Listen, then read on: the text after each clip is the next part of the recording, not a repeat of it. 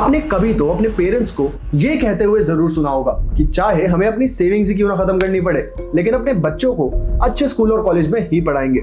Data भी यही बताता है।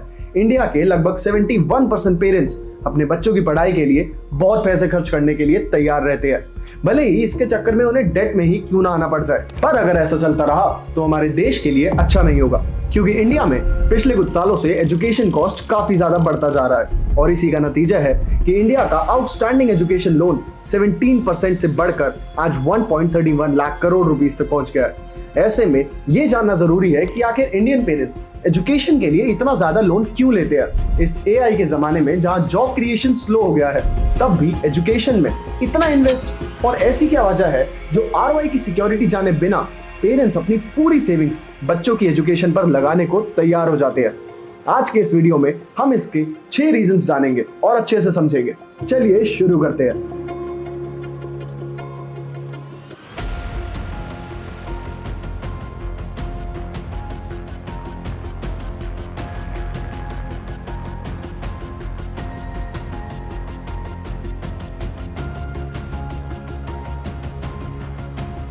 Fear of being seen as a bad parent। सबसे बड़ा रोग क्या कहेंगे लोग, ये कहावत तो आपने अक्सर सुनी होगी। इंडिया में पेरेंट्स भी ऐसा ही सोचते हैं, अगर हमारा बच्चा फेल हो गया या पीछे रह गया तो लोग क्या कहेंगे और समाज में भी इज्जत नहीं मिलेगी। इसी डर से ज्यादातर पेरेंट्स अपने मीन्स से ज्यादा लोन लेके बच्चों को बढ़ाते हैं। साइकोलॉजिकल रिसर्च ये बताती है कि कई बार जब पेरेंट्स अपने खुद के सपने पूरे नहीं कर पाते तो उन सपनों को पूरे करने की जिम्मेदारी अपने बच्चों के कंधों पर डाल देते हैं और धीरे धीरे उनका बच्चा उनके लिए एक इंडिविजुअल नहीं बल्कि अपना एक्सटेंशन बन जाता है, जिसके थ्रू वो अपनी सारी अनअचीव्ड प्लस अनसीन चीजें देखना चाहते हैं। और यहीं से स्टार्ट होती है problem.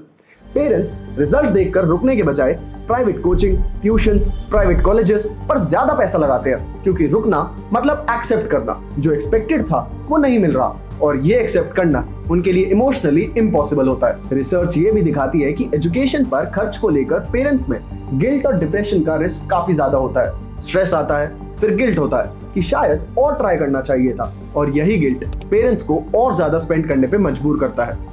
Fear marketing of coaching industry and edtech companies. आजकल हर कोचिंग सेंटर्स पेरेंट्स को वही बोलते हैं, विदाउट कोचिंग एग्जाम क्लियर होना इम्पॉसिबल है। कोचिंग इंडस्ट्री ने इंडियन पेरेंट्स के दिमाग में फेलियर के डर को एक बिजनेस बना दिया है, और इसी फियर को यूज करके आज इस इंडस्ट्री की वैल्यू लगभग 50,000 करोड़ से ज्यादा हो चुकी है। कोचिंग सेंटर्स ये नहीं बताते कि वो बच्चा क्या सीखेगा, वो सिर्फ ये दिखाते हैं कि अगर कोचिंग नहीं ली तो क्या होगा। बच्चे का ड्रीम कॉलेज, करियर, फ्यूचर सब बर्बाद हो जाएगा। इसमें सबसे ज्यादा टारगेट किया जाता है मिडिल क्लास फैमिलीज को, जो 10 से 25 लाख एनुअल इनकम ग्रुप में होते हैं, क्योंकि उनके पास इतना सेफ्टी बफर नहीं होता कि वो बिना लोन लिए टियर 1 एजुकेशन अफोर्ड कर पाए, और वहीं उनके एम्बिशन लेवल्स बहुत ऊपर होते हैं। अगर अब बायजूस, वेदांतु और आकाश जैसे प्लेटफॉर्म्स की नीट और जेईई की कोचिंग फीस देखें तो ऑनलाइन क्लासेस की फीस लगभग 60,000 से 1 लाख के बीच होती है, जबकि ऑफलाइन कोचिंग की फीस इससे भी काफी ज्यादा होती है। और वहीं यूपीएससी और स्टेट पीसीएस की कोचिंग की बात करें तो दृष्टि आईएएस, अनअकैडमी और अड्डा 24/7 जैसे इंस्टीट्यूट्स में ऑनलाइन कोर्सेज की फीस अराउंड 1 लाख रुपीस होती है, जबकि ऑफलाइन कोचिंग के लिए स्टूडेंट्स को 2.5 से 3 लाख तक खर्च करना पड़ता है। रियलिटी देखें तो अगर नीट एग्जाम में 25 लाख बच्चे फाइट करते हैं तो सीट्स है सिर्फ 1 लाख, मतलब 96% फेल। पर कोचिंग इंस्टीट्यूट्स सिर्फ अपने टॉप 4% के पोस्टर्स लगाते हैं। वहीं जेईई की बात करें तो पिछले साल आईआईटी की 15,000 सीट्स के लिए 15 लाख एस्पिरेंट्स ने फॉर्म फिल किया था, और यही हाल है यूपीएससी एस्पिरेंट्स का। यूपीएससी में भी हर साल लगभग 1000 वैकेंसीज निकलती है और लगभग 10 से 12 लाख एस्पिरेंट्स फॉर्म फिल करते हैं। इतने ही लोग महंगी कोचिंग भी करते हैं। अखबार फुल पेज एड से भरे होते हैं, AIR1, AIR5, AIR20 और बाकी 96% का कोई जिक्र ही नहीं करता। पेरेंट्स यही ऐड देखकर सोचते हैं कि अगर मेरा बच्चा इस कोचिंग में गया तो वो भी उनमें से एक होगा, और इसी के चक्कर में बड़ा लोन लेकर बच्चे को महंगी कोचिंग में एनरोल करवाया जाता है, जिनकी एवरेज फीस है 1 लाख से 1.5 लाख रुपए। हालांकि कई पेरेंट्स जब लोन का इंतजाम नहीं कर पाते तो उनके पास दूसरा ऑप्शन होता है EMI, और आजकल EMI को जिस तरीके से नॉर्मलाइज किया जा रहा है वो इसका एक रीजन हो सकता है। The EMI normalisation effect. EMI normalisation से मेरे कहने का मतलब है कि जैसे जैसे अब एजुकेशनल फीस में EMI इंट्रोड्यूस हुआ है, वैसे वैसे बड़ी से बड़ी फीस नॉर्मल लगने लगती है, क्योंकि उसे छोटी छोटी ईएमआईज में बांटा जाता है। आजकल स्कूल्स और कॉलेजेस जानबूझकर फीस को ईएमआई में तोड़कर प्रेजेंट करते हैं ताकि अमाउंट छोटा लगे।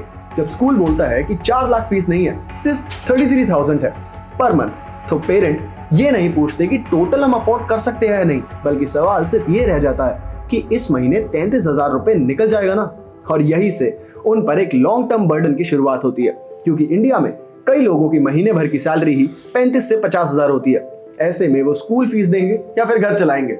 ऐसी सिचुएशन में आके काफी लोग और ज्यादा लोन लेने लगते हैं और लास्ट में डेट ट्रैप में फंस जाते हैं। और अगर आप personal loans, credit card dues repayment का इशू फेस कर रहे हैं तो विजिट करिए expertpanel.org, an IIT IIM founded company जिनके एक्सपर्ट्स ने 40,000 से ज्यादा लोगों को डेट से निकालने में मदद की है। ओवरसीज एजुकेशन में ये ट्रैप और भी डेंजरस हो जाता है। लिंक्डइन क्रिएटर प्रमेश खन्ना ने अपने फ्रेंड का रियल केस शेयर किया, जिसमें वो बताते हैं कि उनके एक फ्रेंड ने यूएस में मास्टर्स के लिए 40 लाख रुपए का लोन लिया, ये सोचकर कि हाई पेइंग जॉब मिल जाएगी। लेकिन रियलिटी ये थी कि इंडिया रिटर्न करने के बाद 1 साल तक स्ट्रगल किया, फिर जाकर 75,000 पर मंथ की जॉब मिली, पर उसकी स्टूडेंट लोन की ईएमआई ही 66,000 रुपीज थी। मतलब 88% सैलरी खत्म। हाथ में बच के सिर्फ 9,000 आते थे, जिसमें रेंट, खाना, ट्रैवल सब कुछ मैनेज करना था। जीना तो दूर, सरवाइव करना भी नामुमकिन था। 2025 में ये प्रॉब्लम और गहरी हो गई है। बेंगलुरु जैसी सिटीज में जहां फीस पर कोई कैप या रेगुलेशन नहीं है,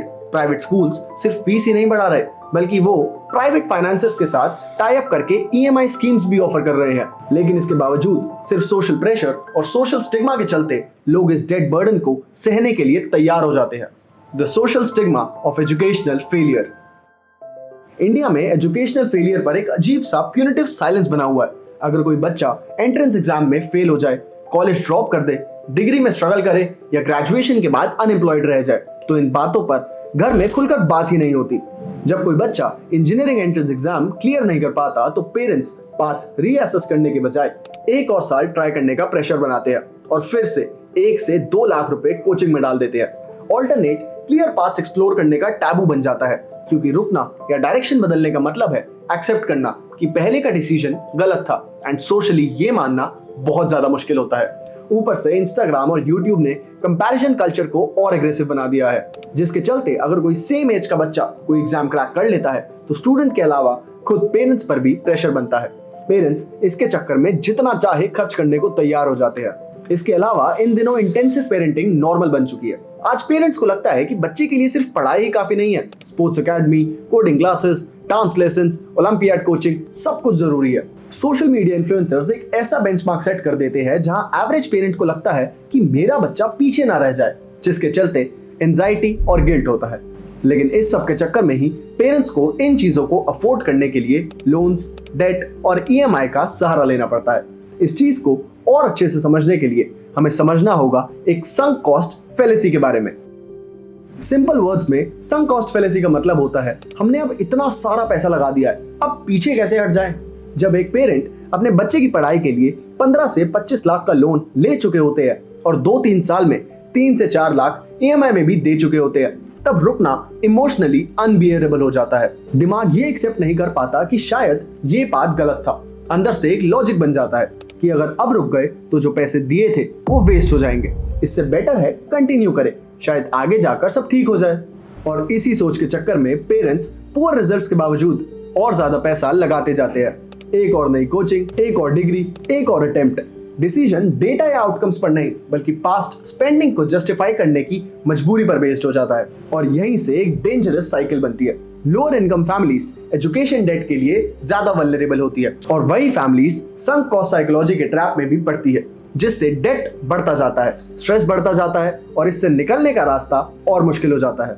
ऐसे में अगर हम इस लोन और डेट के रिटर्न ऑन इन्वेस्टमेंट और इम्पैक्ट के बारे में देखें तो पिक्चर और क्लियर हो जाती है। ROI, impact and conclusion. बच्चों के इस एजुकेशन लोन का सबसे ज्यादा इम्पैक्ट पेरेंट्स पर पड़ता है। लोन सिर्फ फाइनेंशियल प्रॉब्लम नहीं होता बल्कि वो इमोशनल और साइकोलॉजिकल बर्डन भी होता है। ये भी एक हार्श रियलिटी है कि जो पेरेंट्स एजुकेशन के लिए अपना रिटायरमेंट प्लान सैक्रिफाइस कर देते हैं वो अक्सर अपनी हेल्थ को भी पोस्टपोन कर देते हैं। रेगुलर चेकअप्स स्किप हो जाते हैं, इंश्योरेंस इनएडिक्वेट होता है और फ्यूचर कंप्लीटली अनसर्टेन बन जाता है। एक्सपर्ट्स कहते हैं कि पेरेंट्स को अब सिर्फ मोटिवेशन नहीं, रियल सपोर्ट चाहिए होता है। सबसे पहले रियलिस्टिक बजटिंग और प्रॉपर फाइनेंशियल लिटरेसी, ताकि डिसीजंस फियर या गिल्ट से नहीं, प्लानिंग से लिए जा सके। दूसरा है नॉन जजमेंटल और सोशल सपोर्ट, जहां पेरेंट्स अपनी स्ट्रगल शेयर कर सके बिना शेम के। और सबसे जरूरी पॉलिसी लेवल सपोर्ट, जो एजुकेशन और हेल्थ केयर के कॉस्ट बर्डन को कम करे। ये एजुकेशन डेट अचानक नहीं आता, बल्कि काफी पहले से स्टार्ट हो जाता है। अगले वीडियो में देखेंगे कि फाइनेंशियल लिटरेसी की कमी कैसे साइलेंटली अडल्ट लाइफ को रिस्की बना देती है। अगर आपको ये वीडियो इंटरेस्टिंग लगा तो share this with your friends and family. मैं आपसे मिलूंगा एक और नए वीडियो में एक और नई इंटरेस्टिंग स्टोरी के साथ। तब तक के लिए अपना ध्यान रखिए और यहाँ तक वीडियो देखने के लिए थैंक यू।